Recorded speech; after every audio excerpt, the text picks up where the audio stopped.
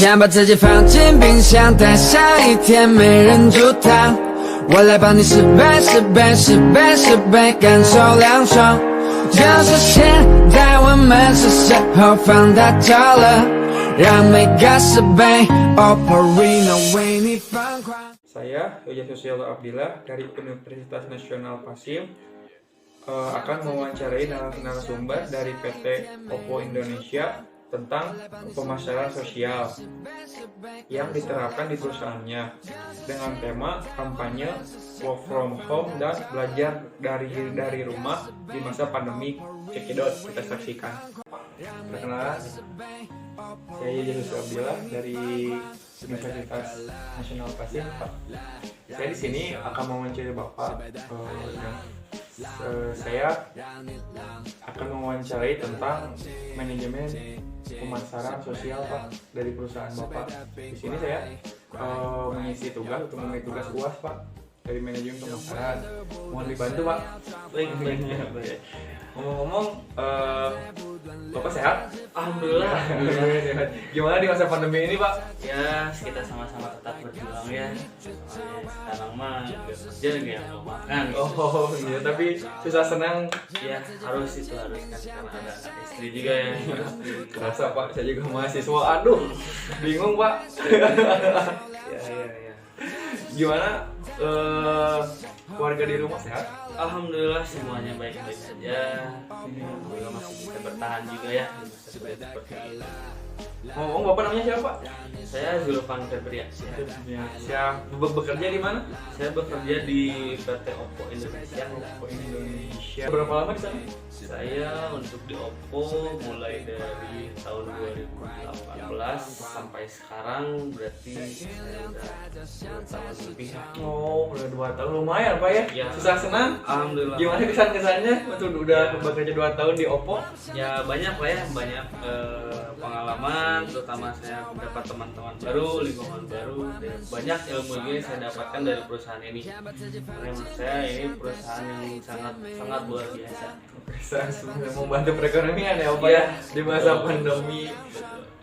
Gimana menurut Bapak mending susah kerja, capek kerja, atau capek nyari kerja? Nah, kalau menurut saya lebih mending itu capek karena kerja dibandingkan capek cari kerja, karena apalagi di masa pandemi sekarang seperti ini kan, untuk cari lapangan pekerjaan itu susah ya, tidak semudah kita mencari apa ya, pokoknya ya sangat-sangat sulit lah. Makanya selagi kita masih ada kerja ya maksimalkan, berikan yang terbaik untuk perusahaan. Toh perusahaan juga pasti memberikan terbaik untuk karyawannya. Oke, ngomong-ngomong, Bapak kan di sana tutor ya, berarti ada itu ya, suka gimana karyawan baru menurut Bapak untuk sekarang kapasitasnya? Kalau untuk karyawan baru menurut saya agak terlebih untuk di bidang kita ya, karena mungkin kita bergeraknya di bidang penjualan ya. Untuk di saya sendiri sih karena saya untuk di bidang pemasaran marketing, maksudnya kalau untuk yang fresh graduate itu memang sangat PR ya untuk kita kalau belum ada basic sama sekali, karena di masa pandemi ini kita harus berjuangnya ya dengan cara mati-matian. Pertama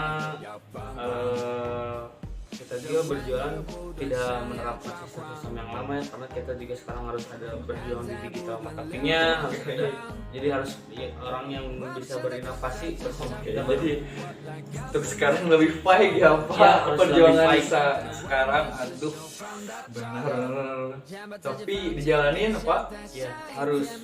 untuk membantu juga orang lain. Nah itu kan. Di sisi itu. Tapi kalau misalnya di masa pandemi ini, menurut Bapak agak ada kesulitan apa sih dengan kerja dengan sistem yang baru kayak gini? Ada work from home, kerja dari rumah, belajar dari rumah. Menurut Bapak gimana sih untuk sekarang, untuk awal-awal gitu? Apakah menyesuaikan dengan kondisi atau Bapak tetap struggle atau masih sistem dari awal-awal? Jadi kalau untuk dari masa pandemi ini ya, dari awal pandemi itu kan bulan Maret tahun lalu ya, Jadi ya kita pertama memang kita agak struggle dulu ya waktu awal-awal kita masih struggle dengan sistem-sistem yang sudah ada kita harus terus pertahankan, tapi ya mau nggak mau aja kita harus menyesuaikan kan ya, menyesuaikan dengan di masa pandemi ini, mau nggak mau kita harus hidup berdampingan kan. Nah, di sisi lain juga untuk awal-awal untuk marketing kita kerasa banget karena kan kita biasa di lapangan, sekarang kita harus bekerja dari rumah atau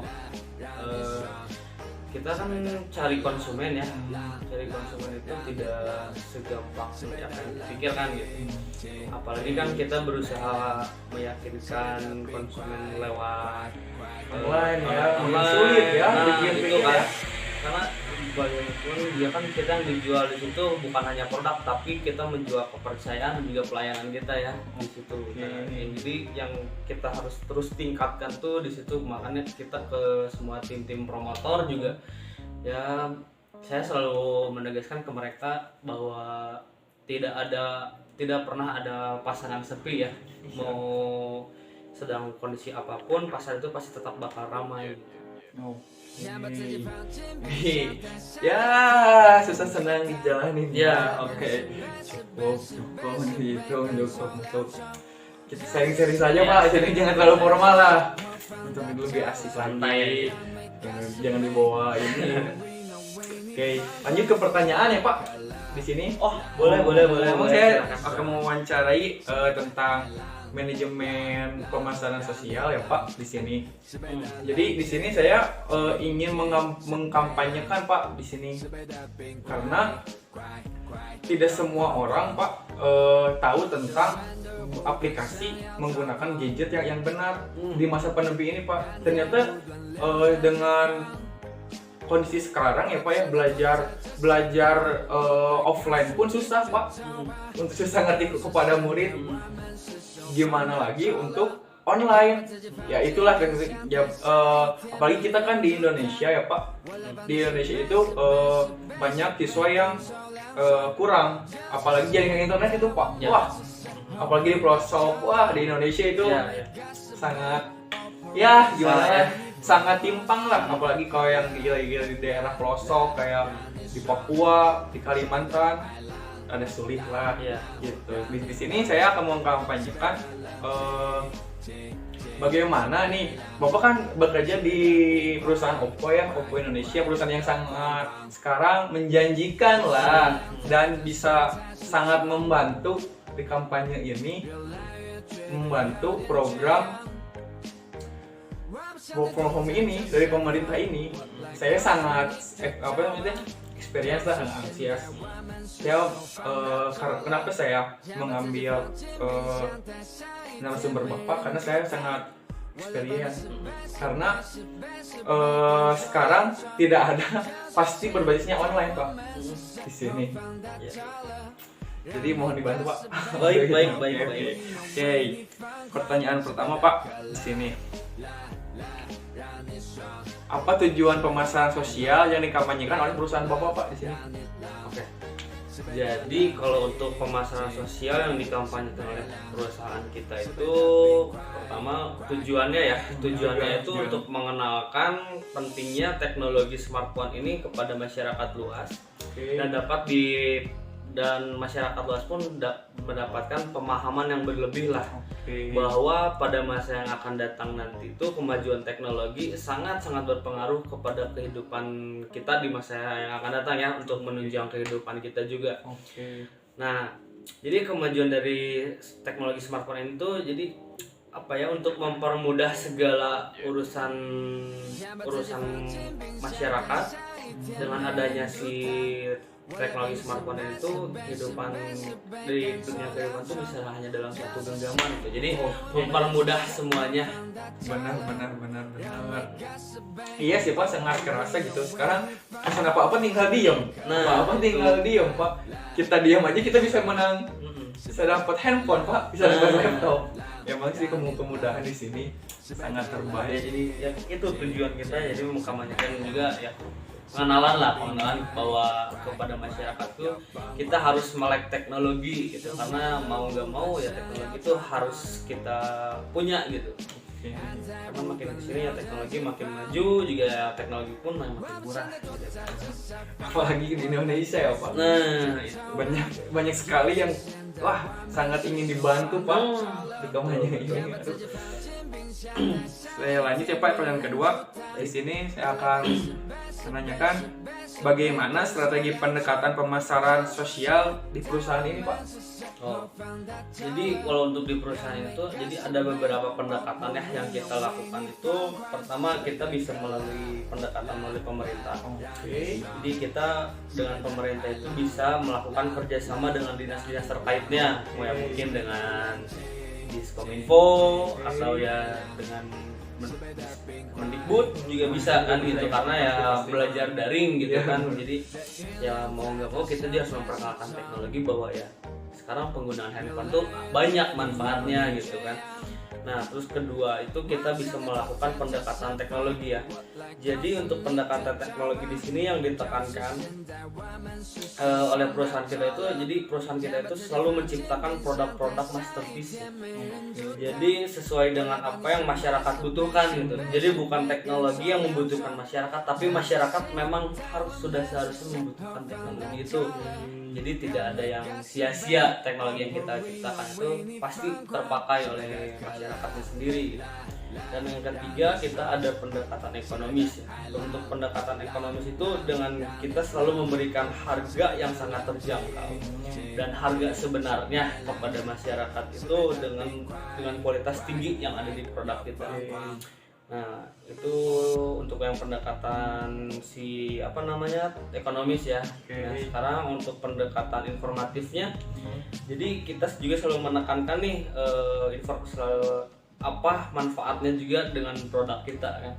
Pertama yang sudah pasti dengan kecanggihan fitur yang teknologi, yang keduanya juga kita selalu memberikan informasi juga bahwa ada sisi seperti ya worth it lah untuk produk kita itu, dengan kita selalu memberikan pelayanan after sale service yang selalu kita selalu beritahu ya kepada konsumen-konsumen di luar bahwa ada terus untuk Oppo sendiri sudah ada service centernya di seluruh Indonesia. Jadi kan untuk masyarakat yang masih di luar lah ya, di luar, jadi bisa pemerataannya itu merata ya. Jadi misalkan ada orang Sulawesi atau orang Makassar kan itu masih agak susah, tapi gak usah takut gitu, karena kita sudah ada service centernya pun di seluruh Indonesia tersebar luas gitu. Jadi lebih terpercaya. Lebih terpercaya dan ya untuk pelayanan kita berikan juga, untuk kita selalu menggaransikan itu sebuah hidup. Wah, benar, sangat menarik Pak di sini. Oke, jadi dari pertanyaan ini saya menyimpulkan bahwa dari sini Oppo sangat menarik bagi masyarakat karena harga juga mendukung ya di fitur yang ada HP yang sejutaan juga dengan fitur yang menarik, canggih kan ya. Karena kan kalau di Indonesia taraf hidupnya kan masih menengah ke bawah ya, kebanyakan. Jadi emang lebih membantu ya di sini. Betul. Tapi saya ingin tanya bagaimana dengan harga segitu perusahaan ini bisa mencapai fitur-fitur yang kecanggihan seperti itu. Nah, jadi seperti ini ya, misalkan jadi kita selalu menekankan karena kan kita tidak hanya ada produk yang flat ya harganya, dan juga ada produk yang mulai dari 1 jutaan, 2 jutaan, 3 juta, 4 juta, bahkan sampai 5 juta. Nah, untuk ya tadi bisa bertahan kan ya dengan budget seperti itu, karena kita selalu mengedepankan kualitas pertama ya, kualitas kepada masyarakat. Selalu kita edukasi untuk masyarakat itu bahwa kecanggihan fitur-fitur Oppo itu ada apa saja sih di dalamnya. Nah, karena kalau kita sudah berbicaranya kualitas, untuk masalah harga pun ya untuk yang ya masyarakat menengah ke bawah pun pasti dia untuk mengeluarkan uang pun biar tidak menjadi cuma-cuma. Benar sekali. Jadi kalau ya sekarang kalau misalkan emang banyak varian untuk dari 1 jutaan, tapi kalau untuk di pasaran Indonesia ya yang sudah saya survei juga, yang ramainya mulai dari 2 jutaan sampai 3 juta. Karena ya sedikit membantu juga ke masyarakat, terutama sekarang kan bukan cuma untuk bisa cash ya, karena bisa dibantu dengan sistem kredit juga. Bisa dibantu. Oke, cukup Pak. Saya akan kembali bertanya kepada Bapak. Lalu di sini saya ingin bertanya, siapa saja target sasaran pemasaran sosial perusahaan ini, Pak? Ya, jadi kalau untuk target pemasaran sosialnya ya, kita itu mulai dari usia anak-anak ya, karena sekarang anak-anak pun dimasukkan sasaran oleh kita tuh, karena kan sekarang sudah ada belajar daring ya, belajar daring itu mulai dari SD kelas 1 pun sudah mulai pakai handphone. Nah, berarti anak mulai dari 7 tahun sampai umur 13 tahun itu target pertama kita. Target kedua kitanya anak-anak usia remaja, ya mulai anak SMP sampai anak SMA ya. Terus dewasa sampai ya orang tua yang bekerja, apalagi terutama kan yang work from home ya. Itu memang sasaran utama kita untuk di masa pandemi seperti ini, karena terbukti dari sejak awal pandemi itu memang awalnya kita mengalami ya efeknya juga dari pandemi, tapi ya makin sini dengan adanya kebijakan pemerintah juga itu cukup membantu ya, terutama pada bidang-bidang yang orang-orang kantoran ya sangat dibutuhkan sekali kan, karena mereka banyak pekerjaan yang memang harus diselesaikan secara offline kan seharusnya gitu, tapi dengan adanya teknologi dengan handphone ini dia bisa mengerjakannya dengan jarak jauh. Dan sekarang pun anak kecil pun ya usia TK butuh ya Pak ya, sampai kecanggihan seperti ini. Nah itu gitu ya. Makanya ya, jadi itu yang selalu saya menekankan kepada masyarakat ya, untuk harus melek teknologi gitu, karena kita hidup itu pasti berdampingan dengan teknologi, mau nggak mau teknologi itu ya pasti ada gitu, jadi kita harus bisa menerima juga tentang kemajuan teknologi ini. Terus di kesimpulan ini saya ingin bertanya lagi, ngomong-ngomong dari pas pandemi ini kan banyak yang offline ya segalanya. Ngomong-ngomong target sasarannya kan udah dijelaskan sama Bapak tadi ya. Kalau penjualan banyaknya di usia berapa Pak?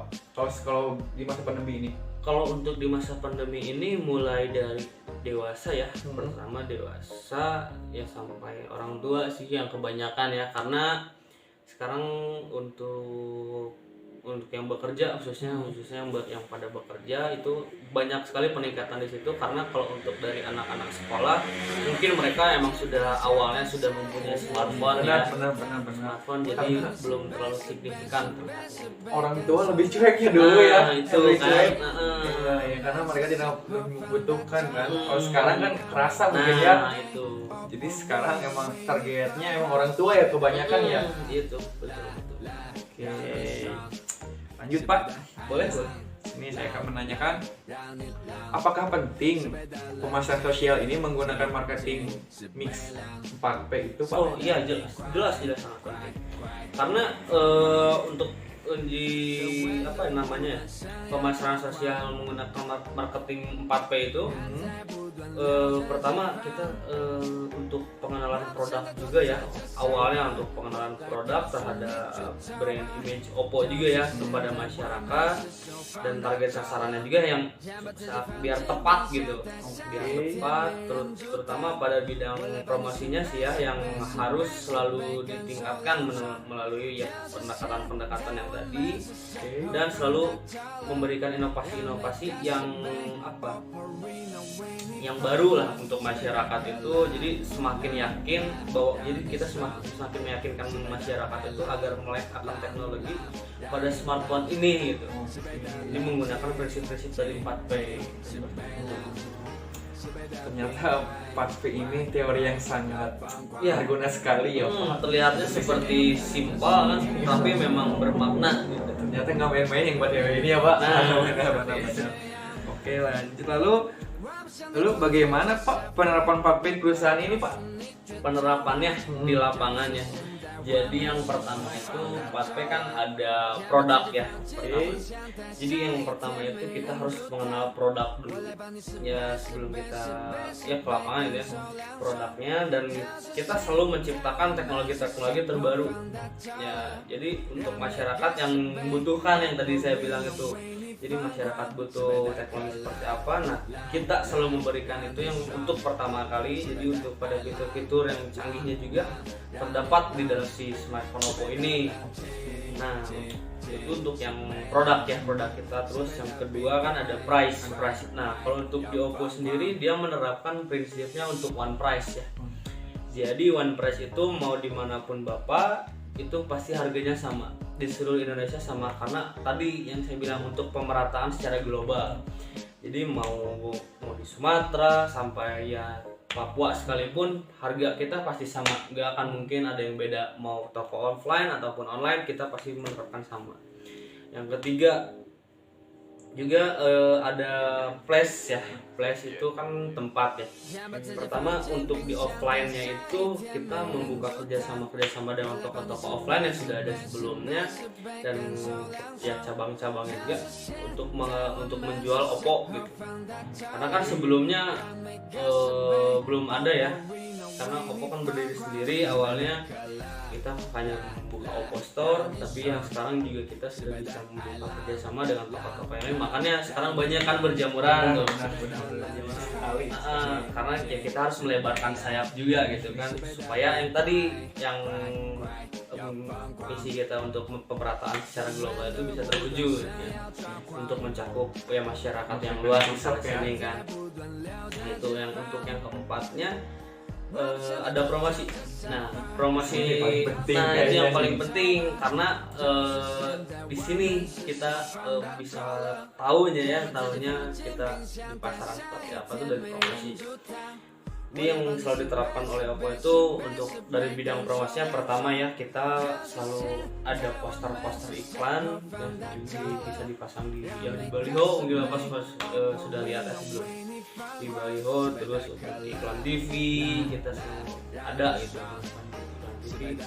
Dan terlebih lagi kita mempunyai brosur price list di setiap toko yang join dengan kita. Terus pertama ya itu untuk join dengan kita, sama untuk iklan sosial media juga kita sangat berpengaruh ya. Sangat berpengaruh. Sosial itu paling terbaik sekarang. Itu ada media sosial perusahaan, dan terus juga kita di semua toko-toko yang kerjasama dengan kita tuh kita selalu menempatkan promotor yang berkualitas gitu. Paling penting itu ujung tombak Pak. Itu ujung tombak. Striker utama itu. Tadi juga ini menang Pak. Ronaldo loh Pak, itu Pak. Ujung tombaknya Pak. Iya, yang dengan promotor yang berkualitas, dengan yang mereka selalu mencari inovasi ini kan, bagaimana cara mereka berdagang, dengan cara mereka iklan pun itu sangat berpengaruh. Karena yang mau juga mereka harus mengikuti inovasi market sekarang gitu, nggak bisa hanya orang sendiri diam doang di toko gitu kan. Karena promotor di Oppo itu bukan kiper, tapi mereka itu striker ya. Kalau kiper cuma diam, berbahaya. Sekarang emang. Terus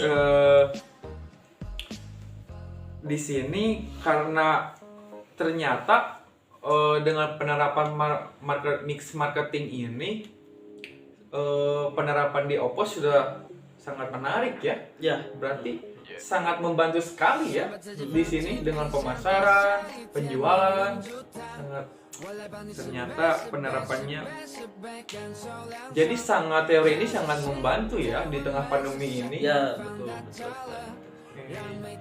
Lalu di sini lanjut ya Pak, boleh berpertanyaan. Kecanggihan dan fitur apa saja sih pada HP Oppo ini untuk mendukung kelancaran program WFA dan BDR ini? Jadi kalau untuk kecanggihan dan fitur di handphone smartphone Oppo ini ya, ada banyak sih sebetulnya ya.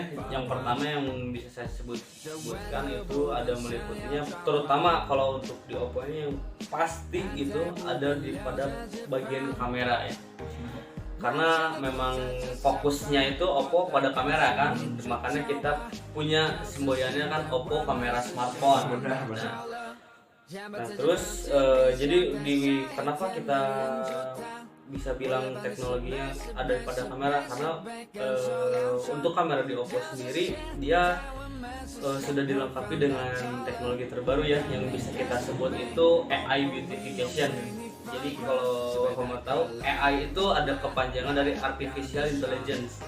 Jadi si kameranya itu dia bisa mendeteksi wajah manusia secara otomatis. Itu mau dalam kondisi objek pada gimana pun itu pasti mendeteksi sensornya. Apalagi kan itu lebih kepakainya kalau misalkan kita WFH ya. WFH misalkan kita ada Zoom meeting. Pasti itu Zoom meeting kan mungkin yang paling sekarang saya juga itu paling kepake Pak. Karena untuk kamera kan pasti ini kamera kurang jelas, benar itu gangguannya itu. Apalagi kalau misalnya kita disuruh presentasi segala macam kan, kalau kamera kurang pas ya agak menghambat lah ya, menghambat kita untuk yang memberikan segala macam untuk pertama pada kamera. Terus untuk yang keduanya untuk dari si Oppo ini, jadi dia tuh untuk dari sistemnya ya, sistem operasi, kecanggihan fiturnya itu dia sudah loss partisi Pak. Jadi loss partisi itu apa? Untuk memorinya sendiri itu dia tidak termakan oleh sistem aplikasi yang sudah ada di dalam ya. Jadi misalkan 4 GB untuk di RAM-nya itu udah kepake full oleh bapaknya. Jadi untuk pemakaian 4 tahun sampai 5 tahun ke depan pun ini ya handphone masih tetap awet gitu kan. Jadi yang tadi balik lagi ke awal kan, dengan mengeluarkan budget sekian dan dapat kualitas sekian ya itu sangat worth it. Itu ternyata rahasianya di situ. Karena kalau Oppo sendiri dia memang menerapkan untuk berjangka panjang ya. Pertama untuk dari perusahaannya dia kan memang dia perusahaan yang sehat dan berjangka panjang. Jadi untuk ke produknya pun untuk yang dinikmati oleh masyarakat itu bisa berjangka panjang juga. Oke lanjut Pak. Ya boleh. Di sini saya ingin bertanya, apakah dengan adanya program WFA dan BDR ini berpengaruh pada strategi pemasaran dan target penjualan Pak? Oh iya, sangat berpengaruh sekali ya. Jadi karena masyarakatnya tuh jadi lebih semakin melek kepada teknologi smartphone di sini ya. Karena kan ya pada awal-awalnya mungkin ya melihat teknologi smartphone cuma saya belum perlu ini, tapi kan dengan adanya program dari pemerintah, terus dengan ada WFA dan BDR pun, nah masyarakat jadi semakin explore kan tentang teknologi smartphone itu. Pasti akan mencari produk-produk yang bisa digunakan untuk menunjang kebutuhan dia gitu kan. Apalagi dengan pandemi ini kan kita nggak tahu ya sampai kapan beresnya juga. Jadi pasti masyarakat pun dia akan mengeksplor dan mencari dengan mengeluarkan budget yang pas untuk kebutuhan yang pas juga. Jadi mereka pasti nggak akan mau kalau misalnya mengeluarkan budget besar tapi dengan kualitas yang tidak worth it untuk dia gitu kan. Kan banyak di luar sana HP-HP yang dengan budget yang tinggi tapi kan promosinya besar-besaran, tapi pas kita dapat HP-nya kok malah gini. Nah itu di situ. Iya makanya tadi yang saya kan pasti kan masyarakat lebih nge-ekspor juga gitu kan. Karena masyarakat lebih pintar ya Pak. Nah itu karena kan mereka lebih banyak waktu di rumah ya, jadi mereka juga lebih banyak waktu untuk baca-baca, mungkin juga dia bisa lebih dari internet gitu kan sekarang untuk mencari ya informasi tentang teknologi gitu kan, yang dulunya mereka hanya sibuk bekerja tapi kan sekarang ada banyak waktu untuk mempelajari pengetahuan baru. Di sini saya menarik. Oke, saya semakin experience Oppo ini ternyata. Saya juga pengen ganti HP Pak. Boleh untuk menunjang Pak. Aduh. Terus oke. Di sini Ngomong-ngomong Pak, sedikit penjelasan lagi untuk pemirsa yang di rumah yang nggak tahu. Bapak bisa jelaskan WFA dan BDR itu apa Pak? Yang di rumah yang nggak tahu. Jadi untuk WFH itu work from home dan untuk BDR itu belajar daring ya. Itu mesti pemirsa pada bertanya Pak, pada saya WFH itu apa? Baik. Karena orang Indonesia itu sangat detail Pak. Netizen Iya, Indonesia itu. itu aduh. Jelas ya. Nah, di situ Pak. Oke, lanjut. Menurut Bapak nih, apa bedanya pemasaran sosial dan pemasaran komersial dari sistem pemasaran dan penjualan produk, Pak? Oke. Jadi kalau untuk bedanya pemasaran sosial ya, pertama kita bahas pemasaran sosial dulu. Pemasaran sosial itu jika pemasaran sosial itu jadi berpengaruhnya itu bisa merubah pertama sikap dan pola pikir masyarakat tuh yang tadinya ya tidak melek misalkan nih tapi sudah dilakukan edukasi pemasaran secara sosial itu jadi mereka lebih terbuka pertama jadi lebih mengenal gitu mereka jadi mau terbuka dengan oh ternyata sekarang ada perubahan dan mereka mau menerima perubahan itu jadi itu bisa bersifat secara global ya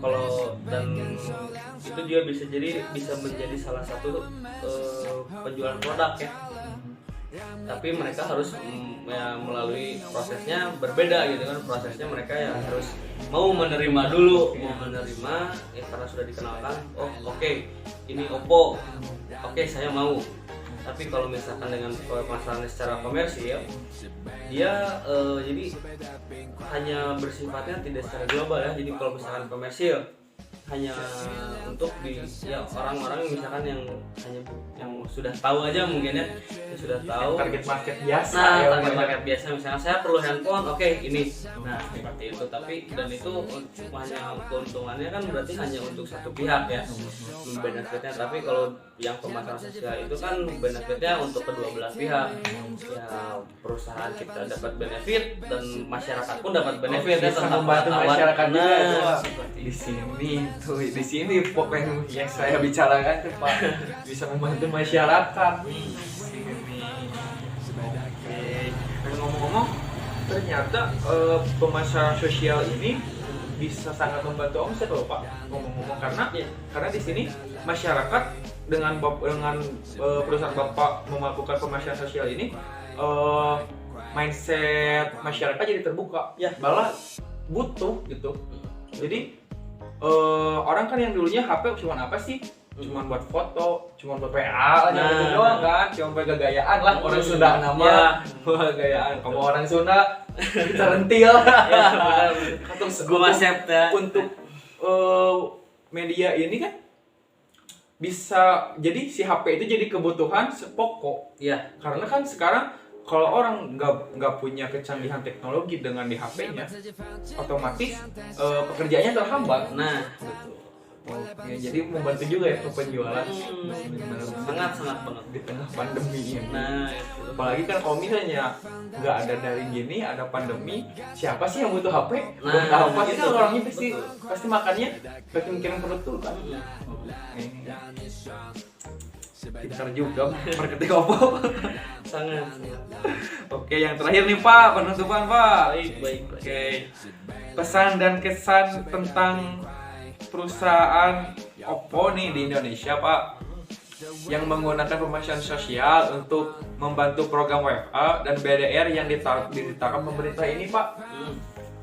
Gimana menurut Bapak nih kesannya Pak? Oke, jadi untuk pesan saya ya ke depannya semoga tetap konsistennya dengan apa yang sudah kita lakukan, kita perjuangkan terhadap pasar gitu kan. Yang sebelumnya kita sudah ya lakukan di awal-awal sampai kita bisa bertahan sampai sekarang juga dan untuk kesannya sebetulnya sudah cukup sangat baik ya dengan sangat baik dengan melakukan langkah yang tepat waktu pas saat ya kondisi sulit seperti ini justru Oppo itu malah semakin terus berkembang dan memberikan produk-produk yang unggulan gitu kan di kelasnya dan itu terbuktinya perusahaan kita masih bisa bertahan dan terus bisa menciptakan produk-produk yang unggulan, karena si Oppo ini yang tadi saya sebutkan merupakan salah satu perusahaan yang sehat dan berjangka panjang. Jadi kalau misalkan ini ya semboyan perusahaan kita ya, yaitu bisa disebut dengan BenFan.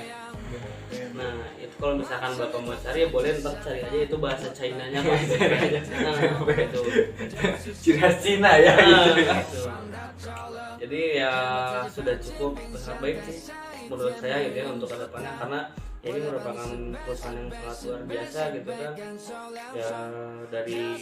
Dari semua karyawannya pun ya, orang-orang kan banyaknya malah pengurangan pegawai ya, benar sekali, tapi kalau untuk di Oppo malah adanya penambahan karyawan. Oke, sangat membantu lapangan kerja ya. Nah itu karena ya kita selain di satu sisi kita perlu banyak orang juga, karena itu kita ya terus pemasaran secara global, secara pemerataan, jadi yang memaksimalkan juga gitu kan ya daerah-daerah yang belum mengenal teknologi, dengan adanya Oppo ini bisa jadi orang tuh melek misalkan teknologinya itu.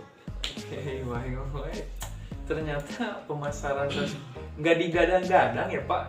Ternyata pemasaran sosial di tengah pandemi ini sangat berguna ya Pak. Nah itu makanya pentingnya justru kita jangan hanya terfokus dengan sistem yang lama ya, karena sistem yang baru pun sebetulnya banyak berbagai cara itu, dengan yang tadi pemasaran sosial kan bisa kita join dengan pemerintah, dengan pendekatan yang lain gitu kan, sangat membantu di luar kita hanya berjualan toko atau di mall-mall gitu. Yang baru ternyata ya Pak. Ternyata di tengah musibah ini ada titik terang ya kalau kita mau mengeksplor diri ya. Tidak berdiam diri saja. Oke, di sini cukup baik. Oke. Ternyata saya tarik kesimpulan di tengah pandemi seperti ini, dengan kitanya yang struggle dengan kecanggihan fitur-fitur, dengan kebutuhan yang daring seperti ini, HP itu sangat dibutuhkan ternyata. Dan pemasaran sosial ini bisa jadi ujung tombak juga ya. Jadi kita ada beberapa teknik juga ya kita untuk edukasi masyarakat tuh, tidak hanya sekedar memberitahu ini produk Oppo, ini spesifikasi produk Oppo, ini manfaat produk Oppo, tapi kita di situ melalui pendekatan dulu kepada user. Kita ada 4 teknik ya yang dipakai dengan kita itu. Ada yang pertama Oppo, yang kedua itu ada Julai, yang ketiga itu ada SKB, dan yang terakhir itu ada SEMP. Ngomong-ngomong, apakah saya bisa daftar Oppo Pak? Terus kalau udah lulus lah kita berjoin. Sama-sama ya. Yang penting sekarang kita ganti HP dulu. Ntar bisa lah mengerti-mengerti. Oke, baik Pak. Terima kasih untuk waktunya. Oke, sama-sama. Saya sangat terbantu oleh Bapak ngomong. Oke, terima kasih Pak. Ya, sama-sama ya. Sejahtera. Waalaikumsalam, sehat selalu. Waalaikumsalam. Oppo Rena 2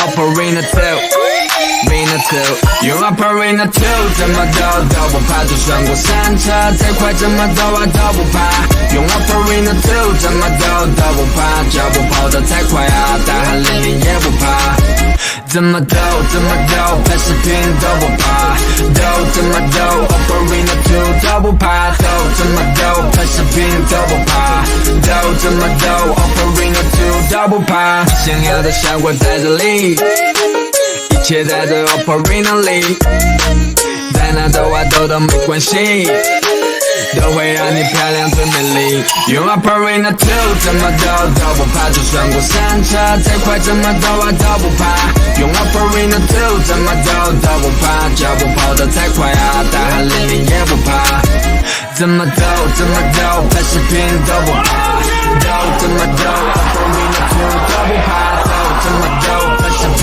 都不怕，怎么都 Oppo Rena 2都不怕，再都喂，轻松拿下。